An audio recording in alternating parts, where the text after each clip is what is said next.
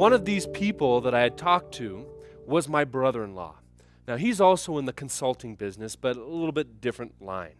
And Doug and I, my brother-in-law, are always having debates. He has come more from the strategy side of consulting and sometimes medical outcomes types of consulting that he's involved with. And he always looks at my line of work as the soft side of consulting. So the other day when this came out, we were talking about influencer versus other things. And I finally asked him, I said, so what is it that you do? He goes, we set up systems in the organization. We help people to utilize data in more effective ways. I said, and what's the biggest struggle you have in getting people to do that? And he said, well, in hospitals, it's getting physicians and nurses and administrators to actually behave differently.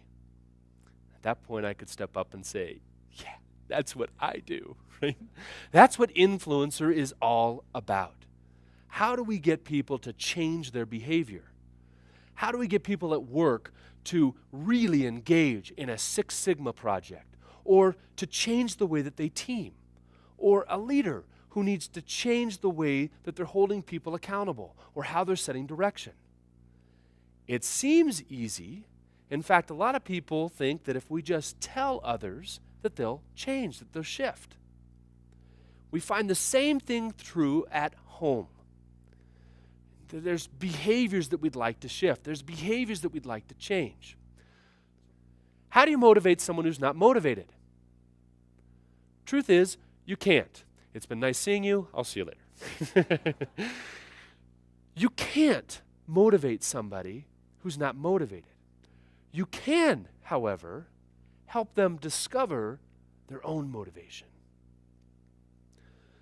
So here's the big problem that we want to wrestle with today. That many of the changes that we're asking people to make aren't exactly pain-free.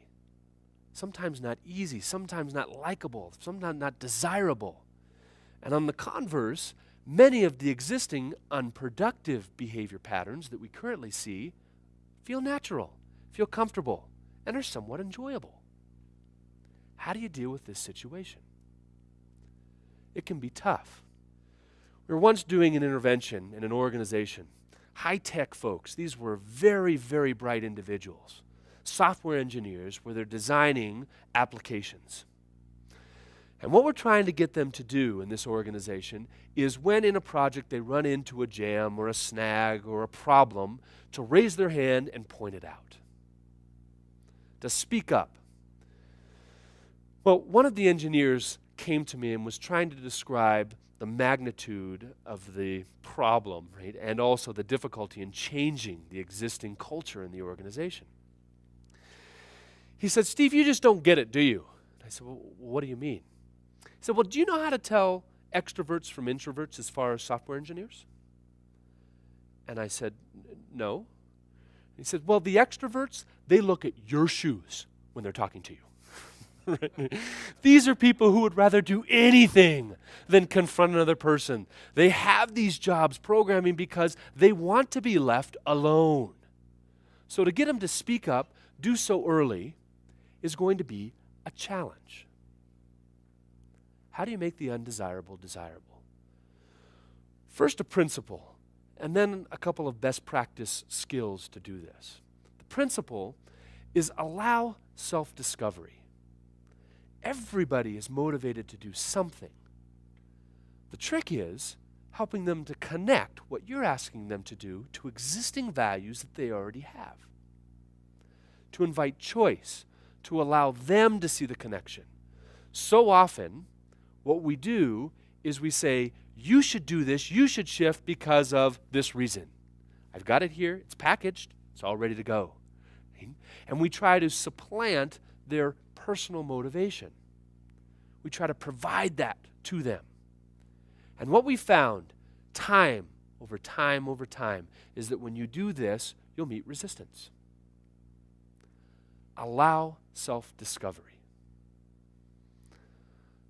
A couple of things that you can do.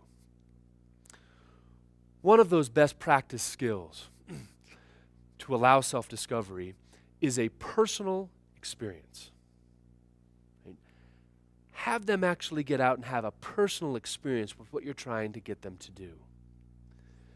A direct experience cannot be refuted. If you tell me it's the right thing to do, I can often argue against that. And if I'm not doing it verbally, I am doing it mentally. It's an old saying, a man convinced against his will is of the same opinion still. So often we believe that we've persuaded them just because we've told them why they should do it, why it's important. These direct experiences provide a whole different level of experience with the change. Another tip that can be helpful. What if they don't want to have that experience? We go back to the engineers that I was talking about. We were trying to get them to speak up when they saw a problem. And they really were unmotivated to do it. One of the keys to getting them to change their behavior was fairly simple. We asked them to conduct a little mini experiment. We said, just try it. In this next week, what I'd like you to do is take on the challenge to speak up once, just once, and see how it goes. Come back ready to report. What was amazing, people would come back and said, I actually spoke up. I figured it wasn't that hard to just try it for a week. And sometimes that direct experience, that just tiny trial experience, can lead to a change in motivation. So providing them with direct contact to clients, to the situation, the circumstance, can be very helpful. The other thing, we don't have to make a commitment, have them make a commitment to do it all the time. Have them make a commitment to just try it once. These are ways that we can change people's minds to help them see how what they value connects to the new behaviors that we're trying to get them to embrace. The tendency here, folks, is to persuade verbally. And if we tell them, they will do it. It's our number one strategy. Now, verbal persuasion is often the first step, but it doesn't hold power in their hearts and minds like that direct experience does. If you want to change minds, start thinking about changing the way you try to persuade others. How do we make the undesirable more desirable? Direct experience, just try it.